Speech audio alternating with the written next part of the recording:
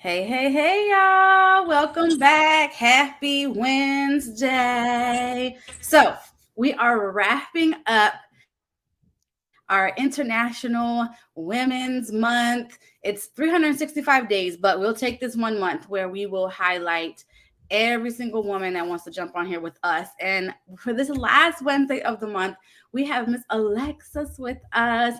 She's repping Michigan as well. So, we're going to let that. We're not going to hold that against her this evening, y'all, but we're really excited to have her here to hear her story and just get her piece, right? Y'all know that we keep it really real every Wednesday. We talk about different aspects of women in business, more coming from the BIPOC community, and but we're all about that inclusiveness and having all ladies have their say and to get both sides of things. So this is going to be an amazing chat. Make sure y'all jump in, tell us where you're watching from.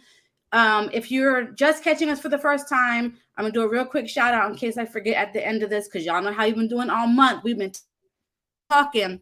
YouTube channel is in the link where you can go and watch back all of this month's plus every single one from the beginning of time. Make sure you catch those. All right, y'all. So we're gonna get this started. Alexis, before we get into the heavy, go ahead and tell us about yourself, Mama, and about your business and how you became a woman in business. Sure. Okay. I think it was hilarious that you were like describing that it was Women's Month as I'm drinking from my uterus mug. So I'm like, woo, power to the women. I love it. Yeah. So okay. Um, about me. Yeah, I'm a mom of three. I don't even know where to start. So my business is that I'm a holistic and integrative women's health coach. I work exclusively with women. But this is so funny. My husband and I were talking about this last night. Like, I am not a man hater. Like, I love men too. And like, I support men and like, I support women in their relationships with men as well, or with women, kind of wherever they're coming from. Right. So totally like open across the board there. It just so happens that my expertise happens to lie within women's health.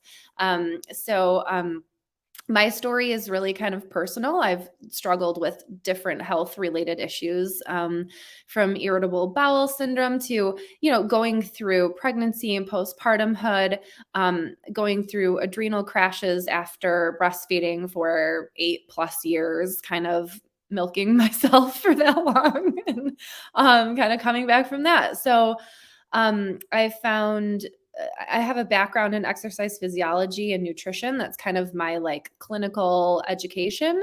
But I found health coaching as a way to really empower women on their own journey, meeting them where they are, boosting them up in their own confidence to kind of just kind of support them on the side and let them guide themselves into what I like to call optimal health for themselves. So yeah, I don't know how much more you want me to go into detail, but I work on different, we work through different conditions. It really just depends on the specific person. Love it, love it, love it. So can I just start with you're like one of my husband's favorite people ever. Like it's always funny to me how Alexis said, or I like that Alexis. Like she's so good for you. Like so she's definitely not a man hater.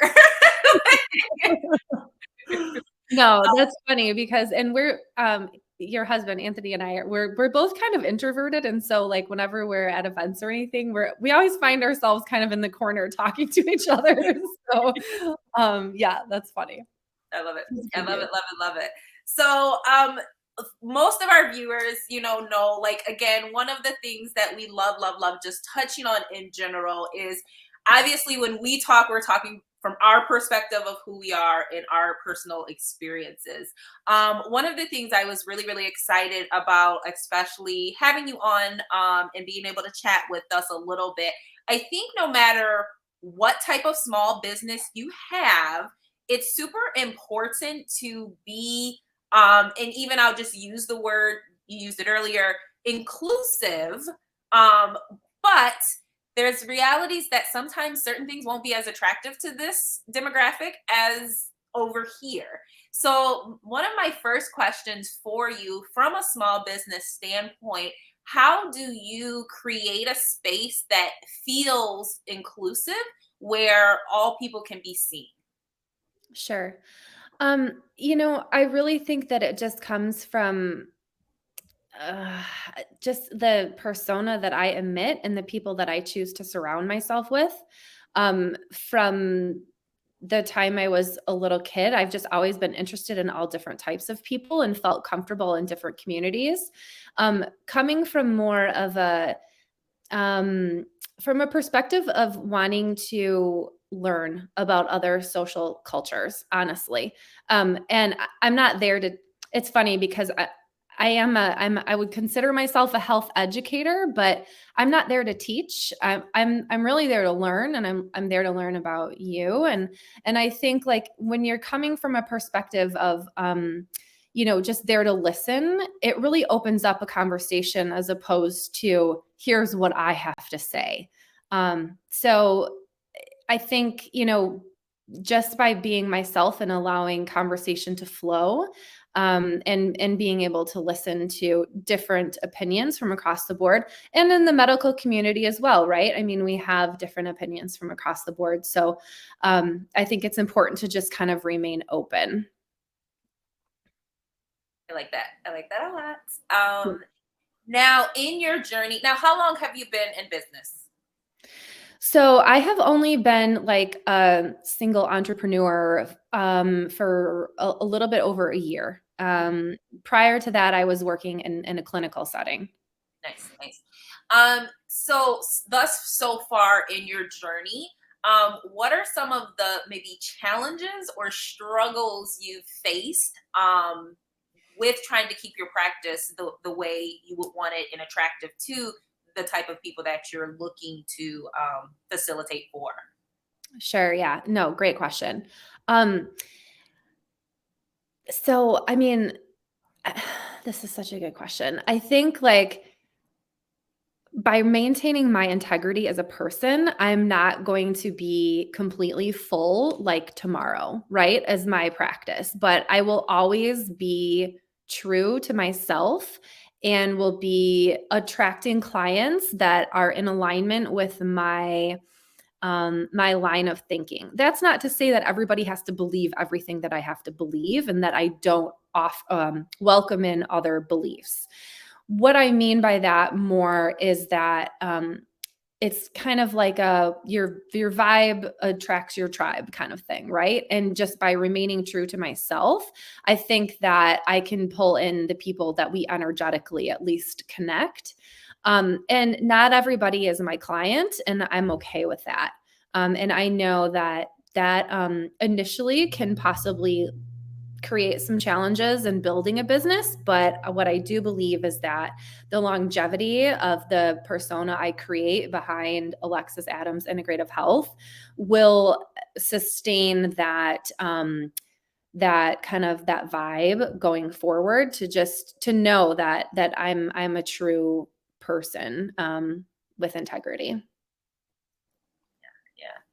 So a few episodes ago, we actually chatted a little bit about, so with the three of us, we are also kind of in that health space. But we have found, at least for our culture, educating from a health standpoint is a challenge. Like, so a lot of times, we would prefer to look pretty over necessarily what's best for us health wise. And so, with that being one of our challenges, have you encountered, even from a racial standpoint or even demographic standpoint, challenges from that end where with your particular practice, you've noticed differences?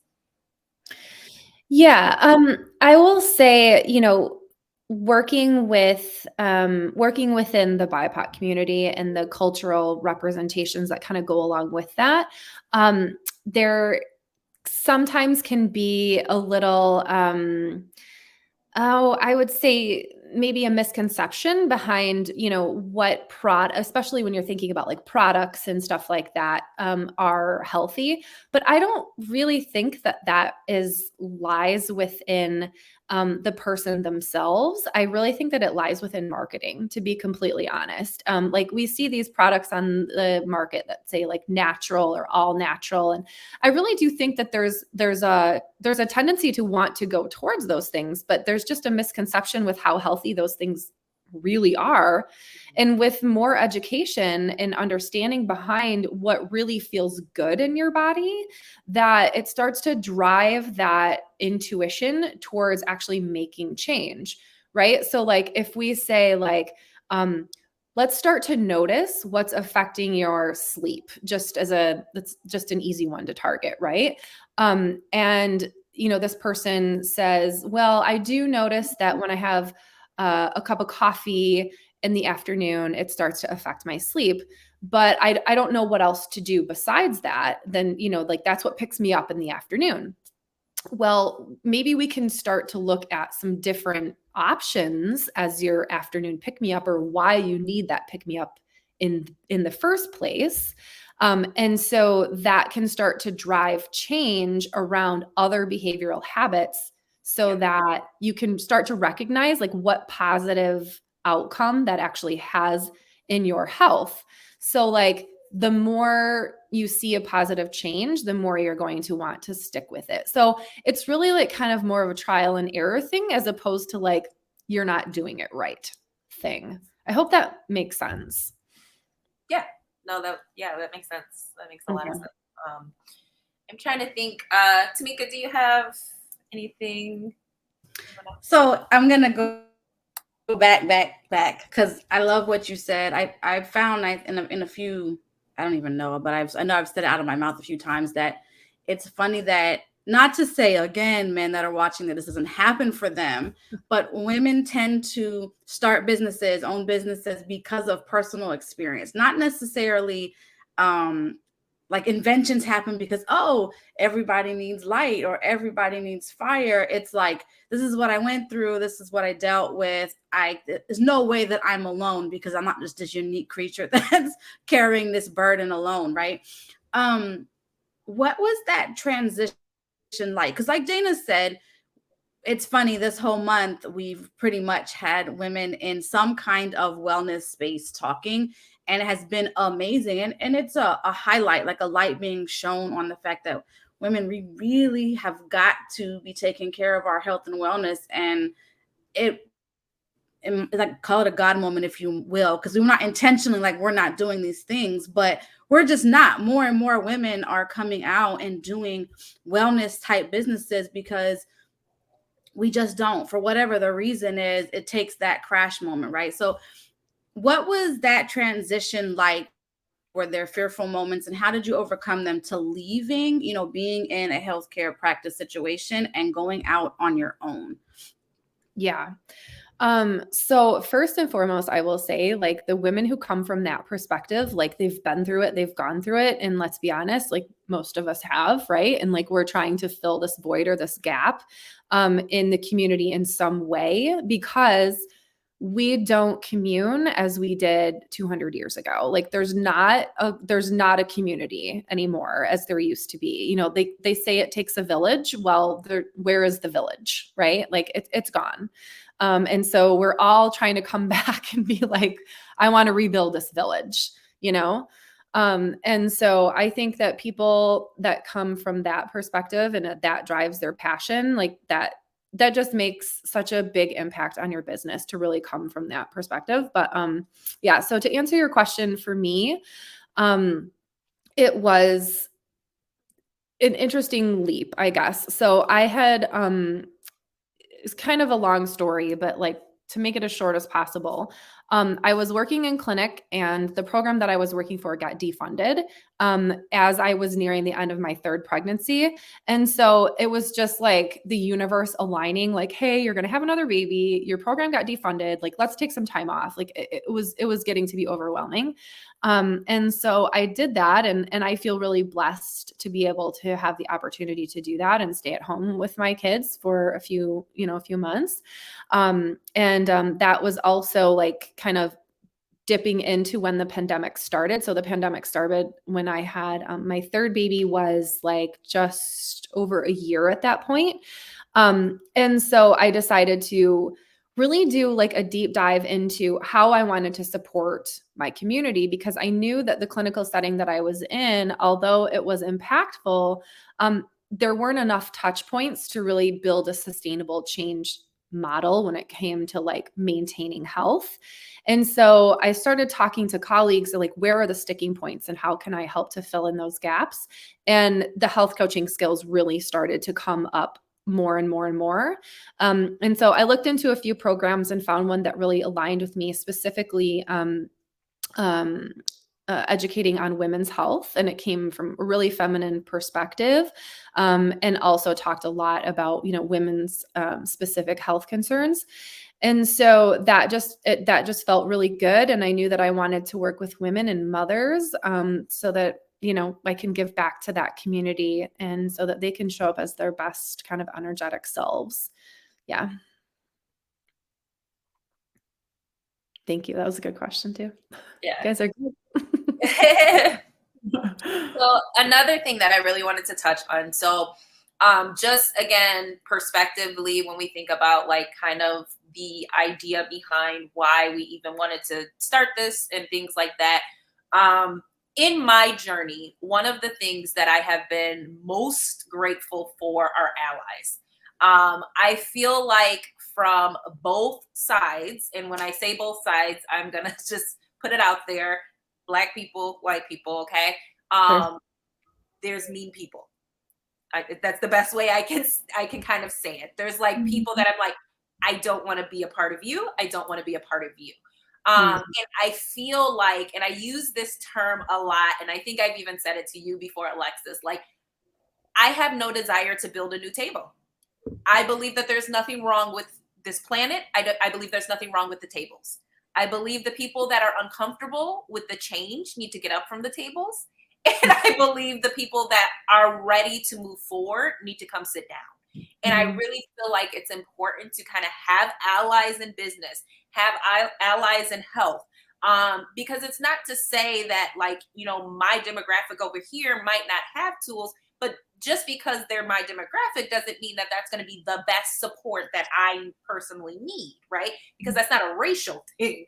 It's really who is going to actually advocate for my health, who's going to be the most advantageous for what I need. So with that in mind, I guess I had to go really around just to get to kind of like my question or whatnot. How do you see yourself as being like an ally?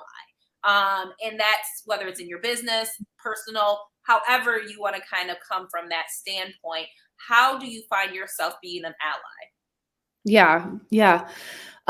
So I think first and foremost, coming from that mindset of like, what can we learn from each other? Because I really do feel like I feel the same way as you, Dayna, and I know we've talked about this before too, is like that uncomfortableness is really driven from fear. And so I think the more that we can learn from each other, the more that we can sit at the same table and understand each other.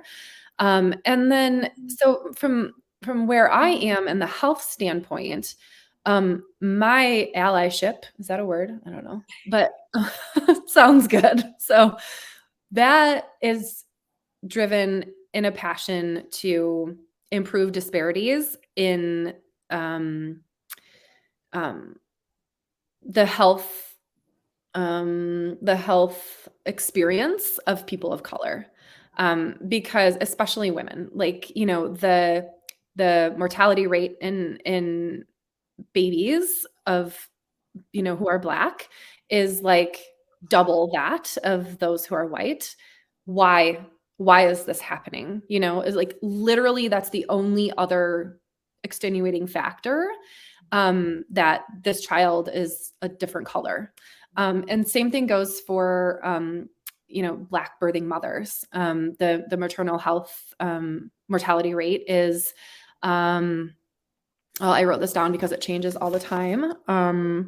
But yeah, so Black women are 3 times more likely to die from pregnancy-related causes than white women. That's crazy. And why? Why is that happening? And so I feel from a healthcare practitioner standpoint is like, I'm here to learn. I want to sit in the room with other women and learn from them why this is happening.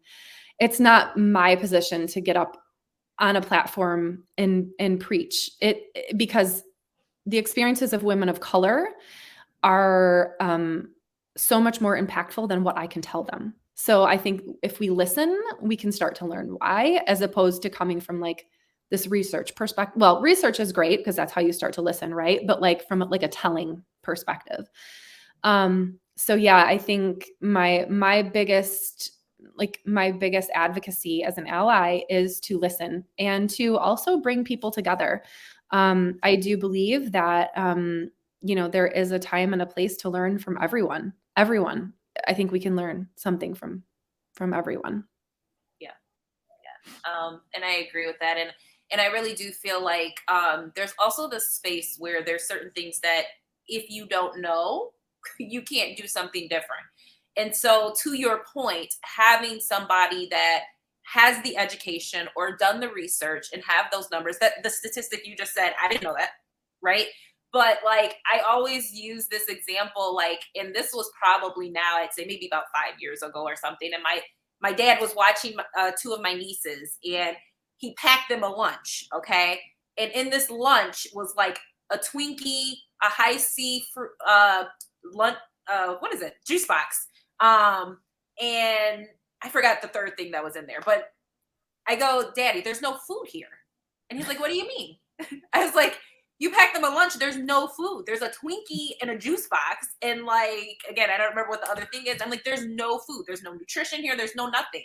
And his response was, I fed you Twinkies and you're still alive, right? Like he just had no clue, right? He literally just had no idea that like, that wasn't lunch. Like that wasn't nutrition. There was nothing good that he had packed.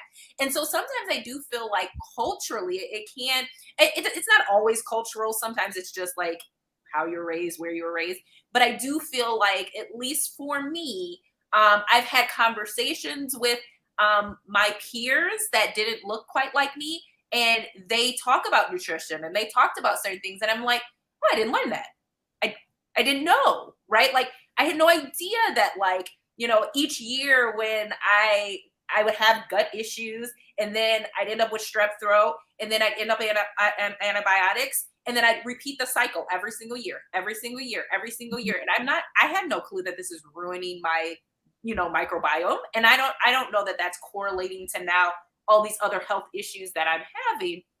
And so I do feel like there's that space of, if someone doesn't advocate, if someone doesn't say, hey, this is my space and I'm willing to teach those that are open and wanting to learn, it's more difficult. I do feel like there's some people out there that just, they don't care, right? Like, but I do feel like there's people that just don't know. And so they're really working with a limited amount of knowledge, not by ignorance, but simply by, this is the merit of who I am, where I grew up, and what I was taught. If that makes any sense. Yeah, no, it does make a lot of sense. And, I think to your point, I will say like, you're not alone. I mean, like I grew up on Pop-Tarts and like the Schwan Man too. Yeah. So like, totally like, I get it. And I think it's partly like our generation and like growing up in that, like when the convenience foods just kind of like started to make their mark too. And I think that's why like educational programs, like there are so many programs that are like involved in the school system, So when I worked for the University of Michigan, they had a program there, the Project Healthy Start, where they would come into the schools once a month or twice a month. And, talk about nutrition and talk about healthy habits. And I love that population because kids are open, right? Like they are so open to learning new things. And like, you know, I know from experience, like I would come home and say like, Mom, like this Pop-Tart is not good for me, you know, and she'd be like, whatever. You know? But like, at least we tried, you know, but like, I think generationally it will keep getting better. And the more exposure we have to those conversations, and that's the thing, right? It's just like the more exposure, the more conversations, the more touch points we have, I think the greater the opportunity is to kind of like reach the demographic from across the board, for sure. I agree. So, Yeah. One of the things that's come up a lot, I was going to say one episode, but I'm trying to play it through my mind. I know it's been said a lot. So again, anybody that's just tuning in, if you're just tuning in, say, hey, tell us where you're tuning in from. But we have mentioned them for the most part, we're all in some kind of wellness field, tackling different issues across the board. But one thing that has come up, and I know Andriana, who unfortunately is not with us, because I'm sure she would ask you this question, so I'm gonna do it for her. She gets a lot of pushback, as we all do. But I know she's mentioned it several times that, especially, you know, Black women, people from the Black community, BIPOC, are not willing to hear out other people of color on health issues, like specifically, most of the people watching, if you're new, Dayna, myself, and Andriana are with Young Living. So on different issues, we talk constantly, but I know that we can run into issues of like, oh, okay, take the information. And then they are known to go to, you know, our white counterparts. Do you find that you have that same kind of flow in, or I don't want to use the word acceptance because I don't feel like that's the right word, but do you feel like if you've had interactions with people from the BIPOC community, maybe specifically Black women, they're very receptive to what you're saying without question? Because I know Andriana has asked Dayna and myself too, like, do we get questioned a lot? Is it kind of like a feeling of, yeah, I don't know what y'all talking about kind of thing? So it'd be nice to kind of hear the other side of that, if you have a perspective on that or ran into that yourself. Yeah, that's a great question. I can't think of anything like that stands out in my head specifically that has ever happened. You know, I would say more than anything, there's probably just a little bit of hesitancy to make a change, and it can feel uncomfortable and scary. But I can't say specifically, you know, and I personally have never felt like my credibility has been in question. I have had to work through imposter syndrome for sure, like from the beginning of my like entrepreneurial journey, and like remind myself like I do have a lot to stand behind. But that was kind of more of like an internal competition, I guess, I made up in my head.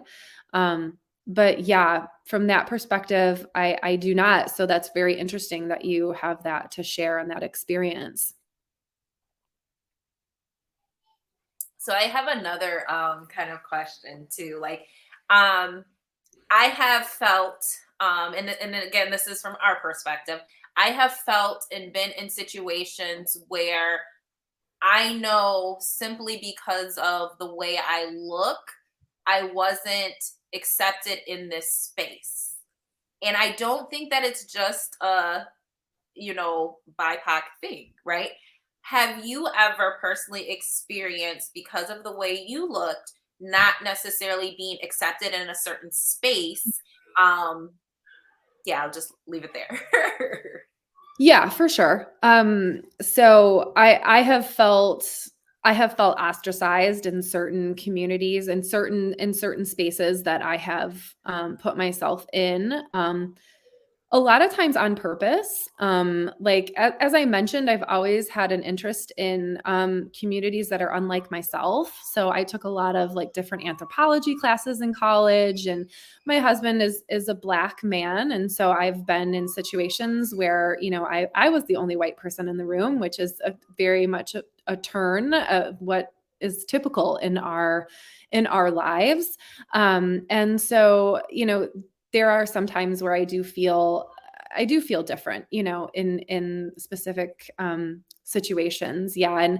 And to be like super candid, like there are situations where I feel like there's a sisterhood between Black women and I'm not invited into that sisterhood. And I do understand that because as a white person, I realize that my experience is different. But yeah, sometimes that can feel a little lonely, I guess. And I love that you have that perspective, because I will just say again, for those that are watching, tuning in and things like that, this is a human emotion, right? Like, so I want us to stop dividing like racially. And now granted, to Alexis's point, everybody's experience is different. So it's not to negate someone else's struggle or pain or anything like that, but it's a human emotion, right? Like feeling excluded can happen no matter what side of the coin you're on, right? And either way, it doesn't feel good. It's not nice, right? Like I tell my kids, it's not nice, be nice, right? Like, and so I think it's important to hear that, because sometimes hurt people. And sometimes if a person feels like, oh, well, I was excluded, so I don't want you either, and I'm going to exclude you. Well, is that really the right way to kind of manifest it? If like, how that feels, wouldn't you want to then include everybody instead of saying, well, that's how they treated me, so I'm going to treat other people like that? And it kind of goes back to my allies thing, because I really, really feel like I want the people that want to be here. That is what's kind of like my core, what's important to me. So yeah. Yeah. And like, to your point, like I'm a huge believer in energy, and like, like how we kind of pass that energy ball back and forth. And like, if someone tries to hand me this ball of negative energy, I'm just like, ooh, no, so, yeah. Kind of going back, I do have something on that too. Hopefully I don't forget. But speaking of like in those personal realms, going back to, you mentioning about being specific to women. So I talk a lot about, because like you, I went through a lot of adrenal fatigue after having my second, because of stress, probably mixed in with a little bit of PPD, postpartum, just all of those things. I had a crash. And when I started my business, it was all about sleep. So when you were talking about sleep, I'm like, yep, that's me. What changed? Well, let me tell you what changed. But then it trickled into like this thing of self-care and really wanting to talk about like, this is what it is. It's not just the nails, but it's the little things that we do daily to take care of us, the food we eat, the amount of sleep that we get. So it came up, ladies. I don't know if you've seen the reel of the man talking about how much sleep women need versus how much sleep men need, how we function. Yeah, girl, Dayna. So we had this whole discussion in the house, and we've done a husband episode, so we've kind of seen the temperaments of our husband. And these are weird conversations for women to have with men, because men generally have this note like, that's impossible. Like, show me some facts. And I'm like, okay. Because we did an episode a while back in 22. Dayna talked about her, the cycle, and how ladies can be productive if they're understanding of how they menstruate, and, to listen to your body. So somebody who specifically is geared more towards women, because I myself say the same thing. Like, I'll have men being like, I actually did get an email recently that was like, you're always very specific about helping women. It feels like you wouldn't help me if I needed help with self-care, which is absolutely not true. I would help you the best way that I can, but I have a vagina and ovaries and, adrenal glands and those kinds of things. So I can speak specific to women. But do you ever feel like being in that space specifically, and you saying that you took a health coaching course that was very feminine, very specific to women? What are your takes, I guess, and how do you feel about women being kind of coached and talked to from men, and men speaking on the subject? Because for me, the more that I dig in, like even with motivational speakers that are men, and women are like, yes, gung-ho, and then 2 months later you're hearing how they're like burnt out, and in my head I'm like, well, because he can run off of 5 hours of sleep and his testicles work and pump testosterone whether he's asleep or awake. Like, first of all, being stuck just on him was a mistake. So for me, I'm like, I hear you, but where's a lady? I need to hear from a woman. Is there, like, maybe in your professional opinion, like a disconnect, or is it just in the teachings, or is it really, really deep that it's just like you got to go with what makes sense to you and what's healing for you? Yeah. So there's a lot of stuff there. I think first and foremost, I think like you just have to kind of align with what resonates with you, right? Like I am not a rah pump me up person, like whether it's a male or a female. Like I think that there's so much greatness in all of that, but like it just does not resonate with me, just because my energy is more even keel, and like I don't operate up here often, like I or well, really, I don't think, like, just because of the person that I am, like I'm just I operate more kind of here in the even keel. And so, yeah, but like, you know, to your, like, from the whole like feminine versus masculine perspective too, like, I really think that you can pull in some like highlights from both of those areas. Right. And again, like going back to like learning from each other, like I really do think that there's a space to learn from both of those things. And my husband and I have a lot of open dialogue about this too. So he's in human resources and he used to be a football coach. And so like he has a really unique perspective when it comes to having conversations around personal growth.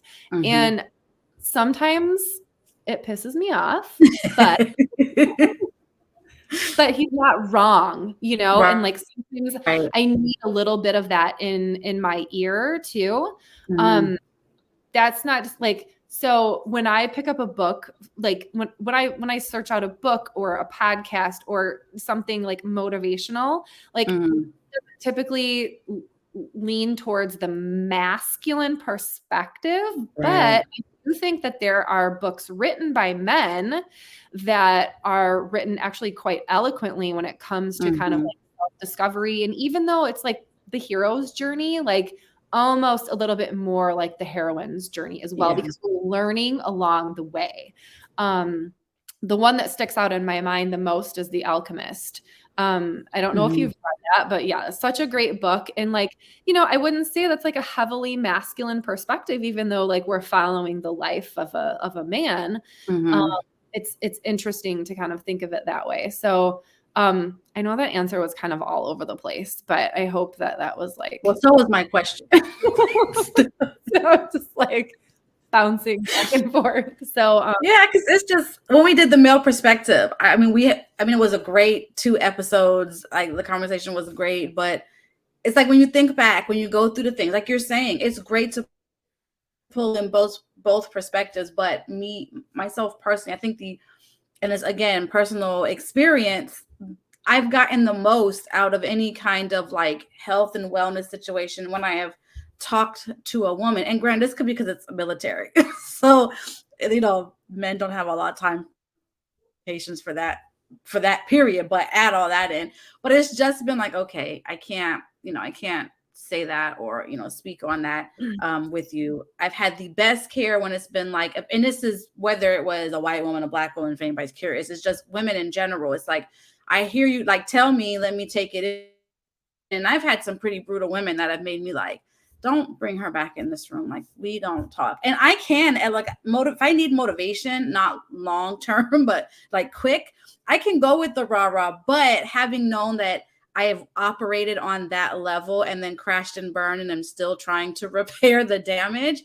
So I just wondered if like that is a taught thing, or again, like you've mentioned before, it's like a, generational thing has come down. And my husband and I, we talk about it a lot. And I'm like, well, this to me predates all the things, like when women just didn't do this and that and the third. And I'm like, well, I have to do all of those things. So we need to figure this out. Yeah. Yeah. But I like that. We definitely can learn from each other. I need men to be a little more understanding. No, I agree with that too, right? And I mean, like, in you and your husband know each other obviously better than you and I know each other, but like on a molecular level, we're probably a little bit more similar because we both have a uterus, and we've given birth, and we understand like hormonal fluctuations. Like, your husband and I aren't gonna like, vibe out on what our period was like last month, like, we have certain understandings as women, for sure. Yeah. Absolutely. Mm-hmm. Absolutely. I see Dayna reaching. That usually means somebody's unmuting. No, this is so good. I really think that this is just a powerful conversation in general. And so Alexis, thank you. Because I really, really do think that this is just so important for us to kind of have those reminders, and even from a health standpoint, and really your expertise. I just thank you. that was the biggest thing for me. Thank you. Yeah, I mean, sure.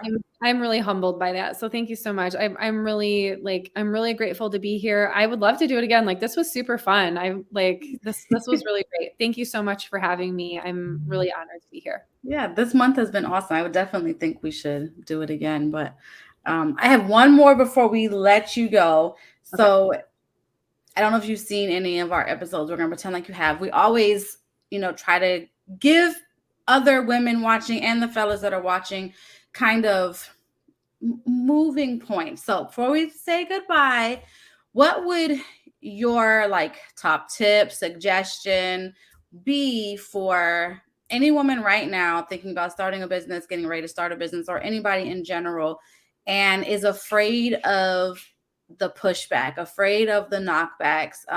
What with your own experiences and just what has worked for you, what would you say to them about, just stepping out on that faith and getting started?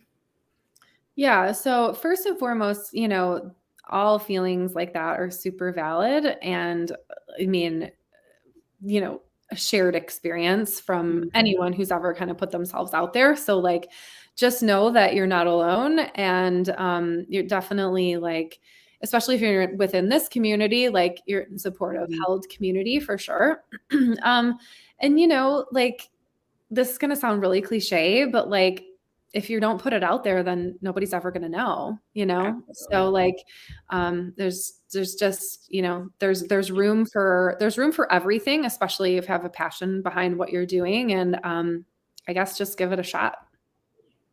I love it. Thank you so much. We appreciate having you here. It was an amazing talk. We definitely have to have you back. Everybody, make sure you go and follow Alexa. She has her handle right there. We'll also drop in the comments if anybody was just like listening or likes to copy and paste and all the things. We will be back next Wednesday, same time, same place, 6 p.m. Eastern Standard Time, 5 Central. Do not forget to like, share, comment, tell all your peeps, and go over to that YouTube channel and give it a like, share, subscribe, whatever it is. I can't keep up. All right, y'all. Stay healthy, and we will see you guys next week. Bye, everybody. Thanks so much.